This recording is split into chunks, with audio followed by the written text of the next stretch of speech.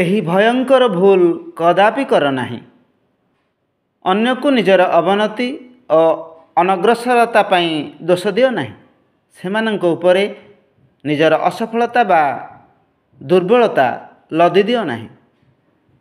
ଅନ୍ୟମାନଙ୍କ ଅଧିକାରକୁ ଦମନ କରିବା ଦ୍ୱାରା ଅଯଥାରେ ସେମାନଙ୍କର କ୍ଷତି ହେବ ଏବଂ ତୁମର ନିଜର କିଛି ବ୍ୟକ୍ତିଗତ ଲାଭ ହେବ ନାହିଁ। ସମ୍ଭବତଃ ହାନି କରୁଥିବା ଲୋକଙ୍କ ମଧ୍ୟରେ ତୁମର କେହି ହିତୈଷୀ ମିତ୍ର ସୁହୃଦ ଥିବେ, ଯେଉଁମାନେ ତୁମର ଅନୁଚିତ ବ୍ୟବହାରରେ କ୍ରୁଦ୍ଧ ହୋଇ ଓଲଟା ତୁମର ହିଁ କ୍ଷତି କରିଥାନ୍ତି।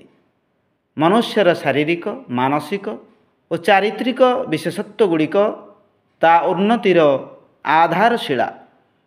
ଅନ୍ୟକୁ ଦମନ କରିବା, ଚୁଗୁଲି କରିବା କିମ୍ବା ପଦଦଳିତ କରିବା ତ ତୁମର ଈର୍ଷା, କ୍ରୋଧ ଓ ଉତ୍ତେଜନାର ପ୍ରତିକ୍ରିୟା ମାତ୍ର।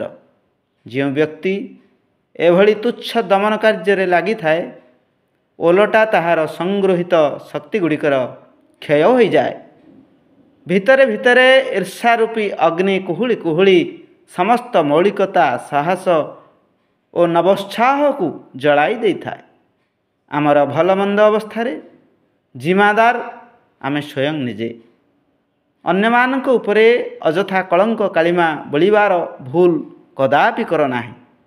ସ୍ୱୟଂ ନିଜର ଉନ୍ନତି କର।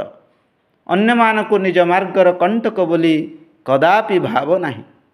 ଯେଉଁ ଭୁଲ, ପ୍ରତିକୂଳତା, ଦୁଷ୍କର୍ମ ଓ କ୍ଷତିକୁ ଦୂର କରାଯାଇପାରିବ ନାହିଁ, ଯେଉଁ ତୀର ହାତରୁ ଖସି ଯାଇଛି, ଯେଉଁଥିପାଇଁ ତୁମେ ବାଧ୍ୟ, ସେ ଉପରେ ବସି ଚିନ୍ତା କରିବା, ପଶ୍ଚାତାପ କରିବା, ଆତ୍ମଗ୍ଳାନିର ଶିକାର ହେବା, ବାରମ୍ବାର ସେଥିପାଇଁ ଶୋକ ପ୍ରକାଶ କରିବା ଏକ ଭୟଙ୍କର ଭୁଲ। ଏପରି ଚିନ୍ତା କରିବାର ପ୍ରବୃତ୍ତି ତ୍ୟାଗ କରିଦେବା ହିଁ ଶ୍ରେଷ୍ଠ। ଅଖଣ୍ଡ ଜ୍ୟୋତି, ଡିସେମ୍ବର 1953। विचार क्रांति दूत यूट्यूब ओडिया चैनल को सब्सक्राइब करिया सह परवर्ती वीडियो प्राप्त करिया पई बेल आइकन दबांतु एवं विचार क्रांति दूत ओडिया फेसबुक पेज सह जोड़ी हुंतु। धन्यवाद।